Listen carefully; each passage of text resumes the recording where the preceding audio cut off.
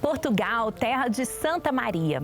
Vamos iniciar uma jornada pelos santuários marianos do país e também conhecer peculiaridades dos locais onde estão esses santuários.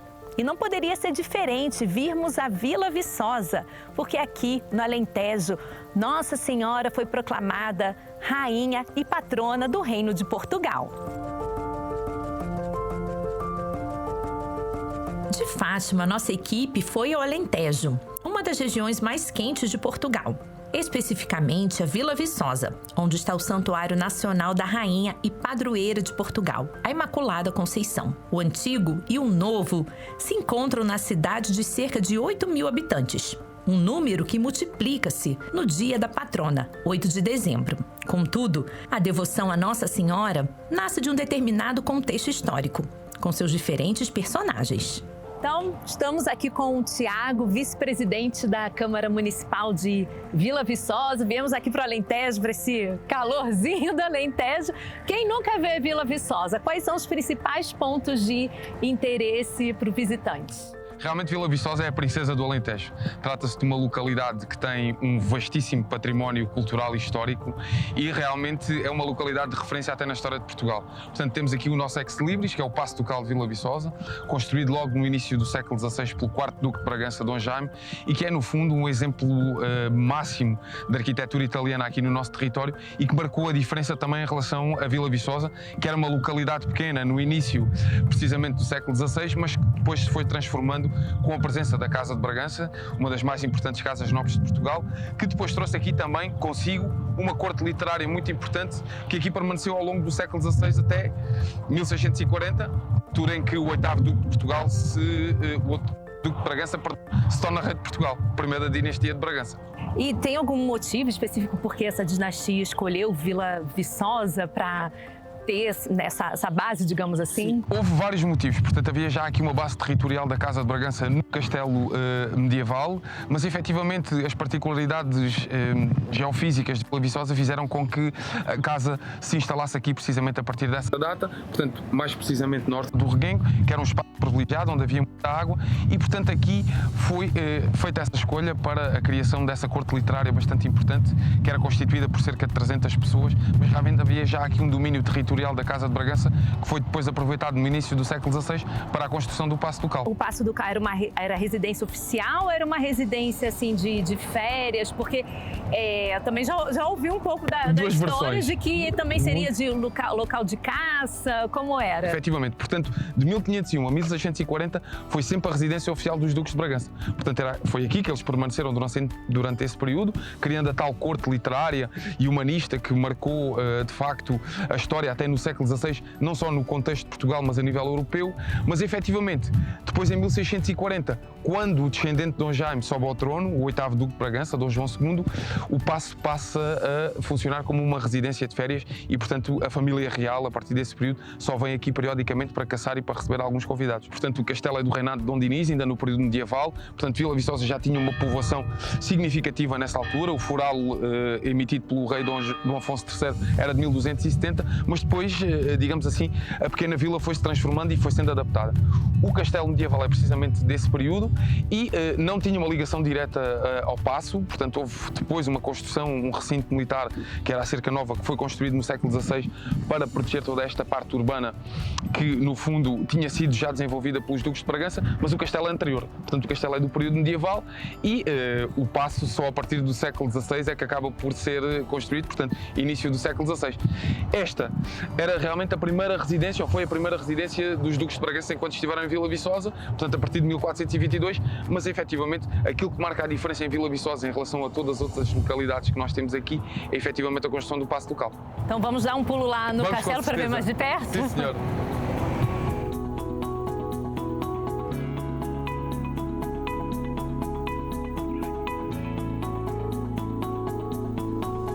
Estamos a caminho do castelo, mas antes eu quero tirar uma curiosidade, Tiago. Eu já vim algumas vezes à Vila Viçosa e me disseram, não pode tirar a laranja das árvores, das laranjeiras aqui da Praça Central. É verdade ou não? Agora já não. O que é que acontece? As Laranjeiras são realmente uma imagem de marca da nossa localidade.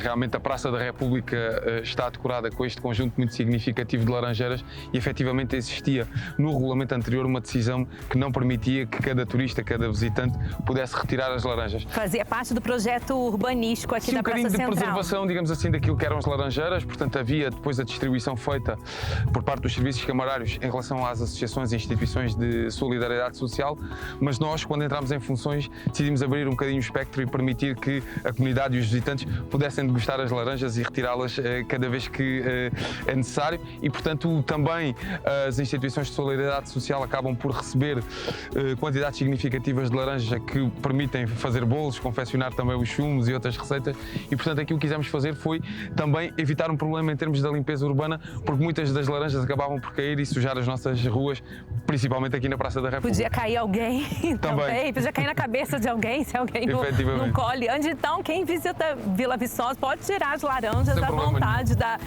das árvores, fazer o seu suminho, como se diz aqui, para refrescar na hora do almoço, não é? Isso mesmo, sem problema nenhum. Vamos continuar até o castelo. Muito bem.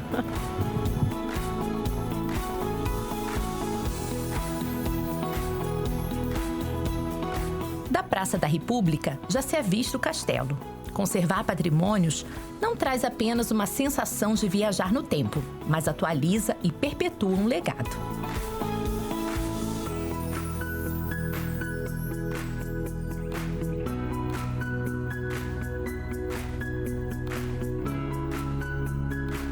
Então, subidinha boa aqui até o castelo. Até o castelo. Mas, na verdade, fala que é castelo no singular, mas são 3 castelos, Thiago? Efetivamente. Portanto, nós em Vila Viçosa temos essa particularidade. Temos aqui do nosso lado direito a muralha medieval, que terá sido construída em meados do século XIII. Depois, avançando no tempo, temos a Fortaleza Artilheira, que segue já uma lógica de construção italiana, com o desenvolvimento da artilharia. Terá sido feita até, segundo alguns especialistas, com base em plantas do próprio Leonardo da Vinci. E, portanto, os torreões já seguiam uma lógica completamente diferente de construção e, portanto, para se construir esta fortaleza, foi destruída parte da alcaçoa medieval. E depois temos ainda, avançando no tempo, no âmbito das guerras da restauração, os baluartes das fortificações seiscentistas, que fazem com que, efetivamente, nós possamos dizer que em Vila Viçosa existem 3 castelos num só. Então, século XVII, qual o nome lá da construção? São as fortificações seiscentistas, os baluartes. Fortificações seiscentistas. Exatamente, porque no âmbito das guerras da restauração nós tínhamos que nos defender contra os nossos vizinhos espanhóis e, efetivamente, todo esse recinto muralhado foi construído para reforçar aquilo que já existia. Portanto, estas muralhas medievais e a própria fortaleza artilheira estavam mais vulneráveis e então foi necessário fazer uma construção adicional em pleno século XVII para fazer frente aos exércitos espanhóis. Isso com Dom João IV. Efetivamente, que era o Duque de Bragança, residente em Vila Viçosa e que se torna o primeiro rei da dinastia de Bragança em 1640. E aí depois a gente vai conversar mais sobre a ligação dele com Nossa Senhora, proclamando rainha e padroeira do Reino de Portugal. Efetivamente.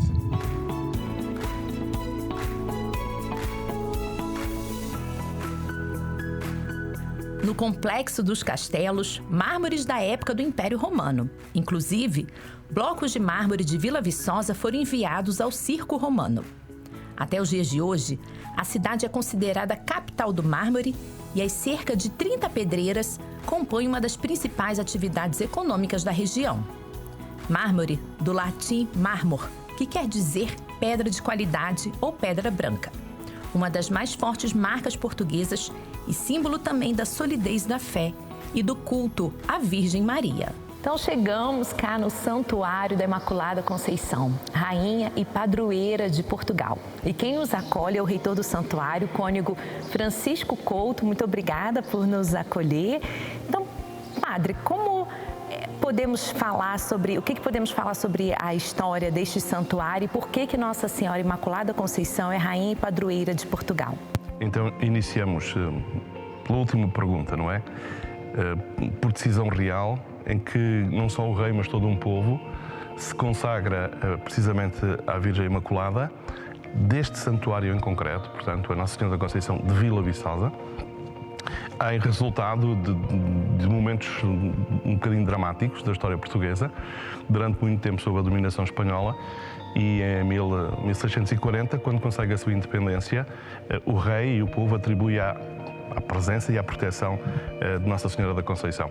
E em 1646, precisamente no dia 25 de março, o rei proclama Nossa Senhora da Conceição de Vila Viçosa padroeira do reino.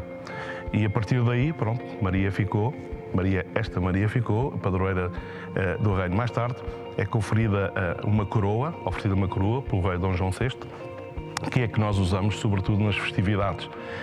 A partir de 1646, o nosso rei Dom João IV deixou de usar a sua coroa, colocava-a supostamente aos pés, porque a única rainha de Portugal, a quem ele atribuía também o facto de estar no trono, era Nossa Senhora da Conceição de Vila Viçosa.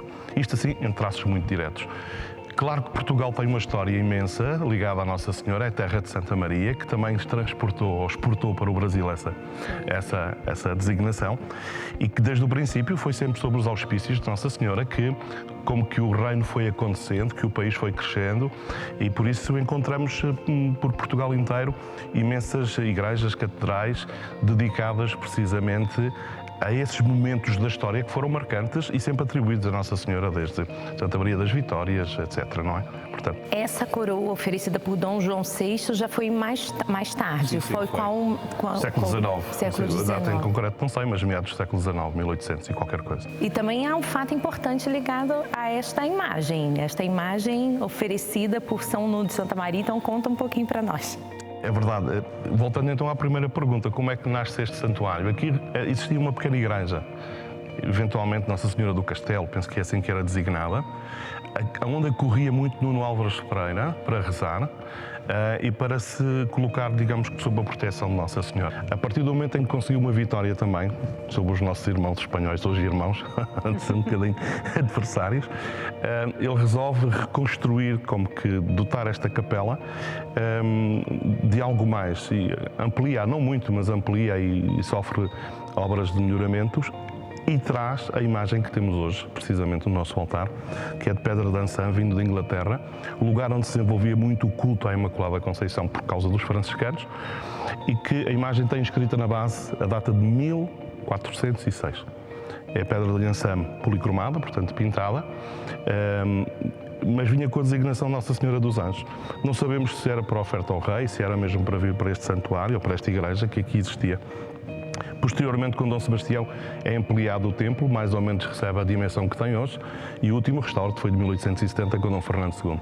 Diante do Paço Ducal, recordamos a ascensão da Casa de Bragança ao trono de Portugal em 1640. Esta é a estátua de Dom João IV, o primeiro rei da dinastia e restaurador da independência. Ele teve um importante papel político e também realizou um ato histórico em honra a Nossa Senhora.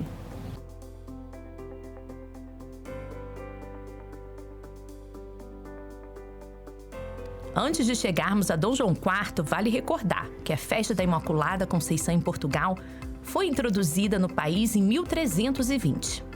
Tempos mais tarde, no contexto da crescente ligação do reino português com a Inglaterra, Dom Nuno Álvares Pereira, o santo condestável, mandou vir do país britânico a imagem que ainda hoje se venera em Vila Viçosa.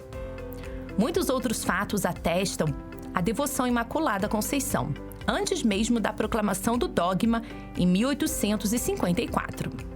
Dom João IV proclamou Imaculada Conceição como rainha e padroeira do reino. É interessante porque já havia essa denominação de Nossa Senhora, só que séculos mais tarde é que surgiu o dogma da Imaculada Conceição. Exatamente. E o outro que lhe está subjacente, que é a Assunção da Virgem Santa Maria ao céu em corpo e alma, não é? Por se é concebida sem pecado, o seu corpo não é corruptível, portanto, logicamente também participa da vida celeste.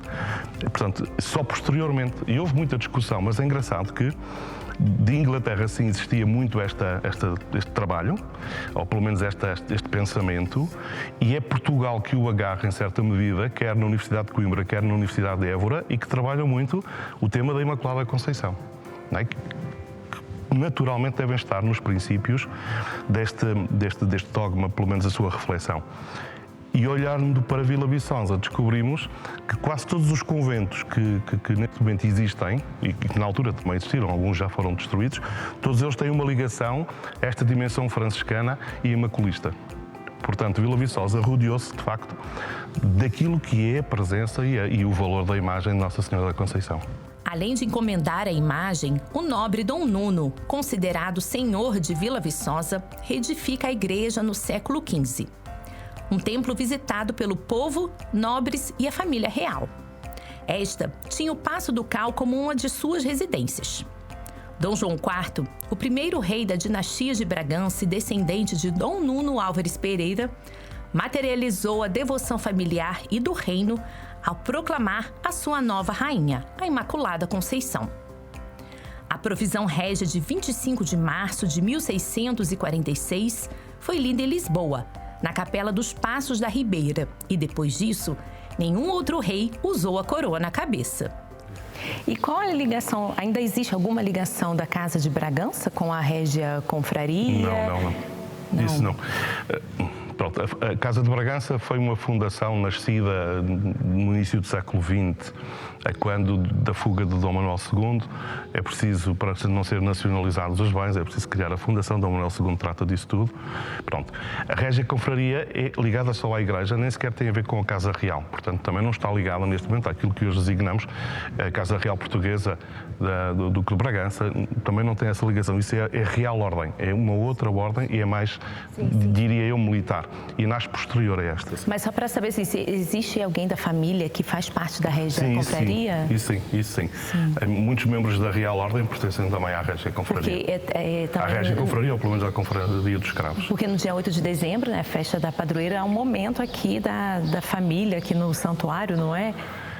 São dois momentos. A parte da manhã muito institucional, que tem sempre as ordens religiosas presentes, desde Santo Sepulcro, Ordem de Malta, inclusive a Real Ordem, bem como outras que se possam juntar, e bem as ordens religiosas.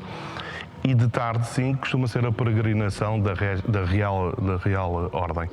E por isso, à tarde, normalmente tem a presença do Sr. Dom Duarte e da Dona Isabel, bem como dos cavaleiros e das damas, porque copulou-se um bocadinho à tarde essa peregrinação, diria eu, ao Santuário da Mãe. Então, padre, assim, ao longo desses séculos, vemos a presença de Maria junto ao povo português nessas terras. Então, são histórias, são tradições, mas que a gente vê sempre realmente essa filiação do povo de Deus com Nossa Senhora, e é algo que a gente precisa sempre perpetuar. Deixe-me dizer-lhe que penso que desde que deixámos tanto de invocar Maria, e apesar de termos tantos sinais por Portugal afora, e um santuário como o de Fátima, por exemplo, onde acorrem milhões de pessoas, perceber que nem sempre temos esse lado tão profundo de ligação à Nossa Senhora, que nos traz este desvio que, se calhar, socialmente temos vindo a perceber.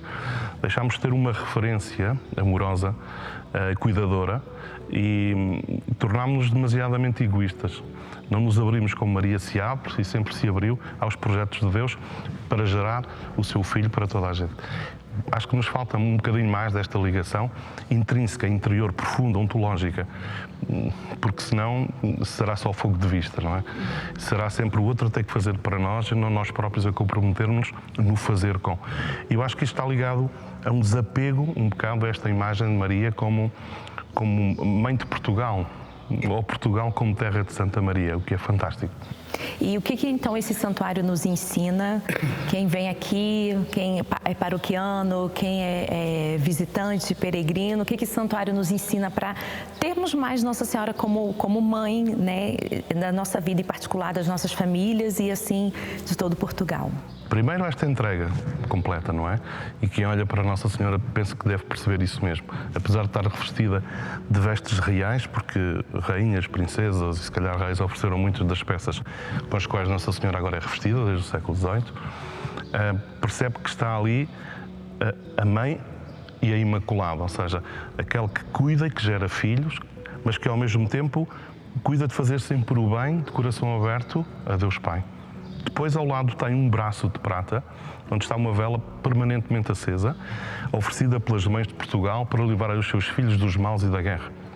é um outro lado que quem tiver um bocadinho de olho percebe que esta mãe é cuidadora e que debaixo dela, perto dela, ao seu redor, encontrará sempre essa vida nova que é necessário. Depois, porque é uma casa onde se sente e se transmite um pouco a paz e a serenidade. É um santuário que eu gosto muito em termos de luminosidade, de beleza, de simplicidade ao mesmo tempo, e onde se pode encontrar, de facto, connosco, onde nos podemos encontrar connosco próprios, onde podemos olhar também para o nosso... que falta eu fazer para fazer tudo o que ele me disser. E acho que passa um pouco por aqui também.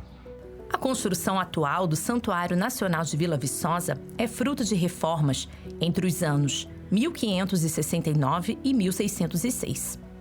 Além da paróquia, a promoção do culto da Senhora da Conceição é uma missão também da Régia Confraria e da Confraria dos Escravos de Nossa Senhora.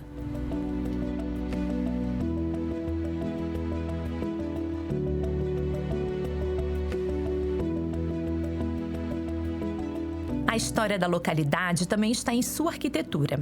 As casas brancas e detalhes em azul e amarelo são típicas do Alentejo.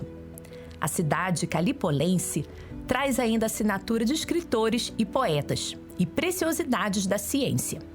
A farmácia Monte é de 1912 e conserva todo o mobiliário e peças, tal qual da altura de seu funcionamento. Antônio Vitor do Monte foi seu fundador, e no atual espaço museológico, o visitante encontra as estantes com os frascos de remédios, diversos laboratórios, utensílios de manipulação dos medicamentos e uma máquina registradora que ainda trabalha.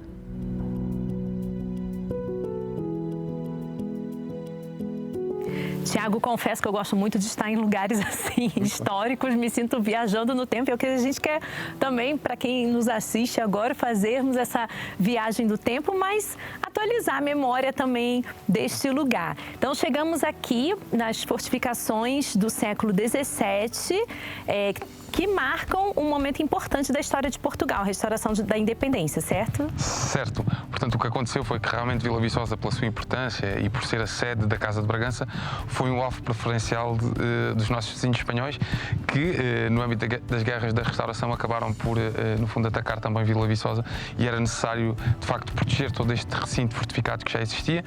Estas fortificações, estes baluartes do século XVII, remetem precisamente para essa lógica militar de defesa. E, portanto, aqui no decurso das guerras da restauração, Vila Viçosa foi, de facto, uma localidade bastante importante. E como referiu, portanto, em 1640, o 8º Duque de Bragança, Dom João II, futuro Dom João IV, sobe ao trono, sai de Vila Viçosa, mas depois toma uma decisão muito importante do ponto de vista político, que foi a coroação de Nossa Senhora da Conceição de Vila Viçosa como padroeira de Portugal. E realmente esta foi uma decisão que, sendo religiosa, teve também um forte impacto político. Portanto, não só em Portugal, mas em todos os territórios ultramarinos, essa imagem de Nossa Senhora da Conceição ficou associada à nacionalidade e ao facto de Portugal, aliás, ter retomado a sua independência. E todo esse patrimônio aqui, né, das fortificações, do castelo, Paço do Cal, fazem parte da Fundação Casa de Bragança. Exato. Portanto, a Fundação da Casa de Bragança é uma instituição que foi criada por disposição testamentária do último rei português, Dom Manuel II, e, portanto, todo este património de que falamos e que está presente em Vila Viçosa e não só, foi, no fundo, confiado aos portugueses e é um património que tem como função recordar esse papel importante que a monarquia portuguesa teve ao longo dos tempos, com destaque para a Casa de Bragança. E, portanto, a Fundação foi criada em 1933 e permite dar a conhecer a realidade histórica, patrimonial e cultural da Casa de Bragança, que foi muitíssimo importante, não só no contexto nacional, mas a nível europeu. E agora, Tiago, pegando para a atualidade, temos aí Vila Viçosa numa candidatura. Conta para nós como está esse processo dessa candidatura, para quem nos assiste saber os detalhes e para ter a curiosidade de vir conhecer Vila Viçosa. Isso mesmo. Portanto, desde 2016 que Vila Viçosa faz parte de uma lista indicativa nacional, portanto, há uma pré-seleção de locais em Portugal que estão na calha para poderem vir a ser classificados. Nós tivemos que reformular a nossa candidatura candidatura de Vila Viçosa, Vila Ducal renascentista, para Vila Viçosa sede ducal, e o que se pretende é dar a conhecer um pouco da história da Casa de Bragança e a sua implementação neste território, perceber como é que foi feita essa evolução e como é que a história de Vila Viçosa acabou por se propagar para os 4 cantos do mundo. Portanto, é importante perceber que a influência urbanística, histórica e cultural de Vila Viçosa teve influência não só no nosso território, mas também nos territórios ultramarinos, nomeadamente no Brasil e também na Ásia, e portanto é com base nesse estudo e na importância e no protagonismo que a Casa de Bragança teve ao longo dos séculos que nós pretendemos demonstrar essa universalidade e excepcionalidade que Vila Viçosa tem e que, no fundo, acaba por ter também um episódio bastante importante com a coroação de Nossa Senhora como padroeira de Portugal. Portanto, do ponto de vista intangível, digamos assim, esse marco, essa decisão política do 8º Duque foi bastante importante porque marcou, do ponto de vista político, essa afirmação de Portugal um pouco por todo o mundo, também com destaque, obviamente, para o Brasil, e é a partir daí que nós queremos, no fundo, também dar a conhecer um pouco mais da nossa história e fazer com que Vila Viçosa seja classificada como Património da Humanidade.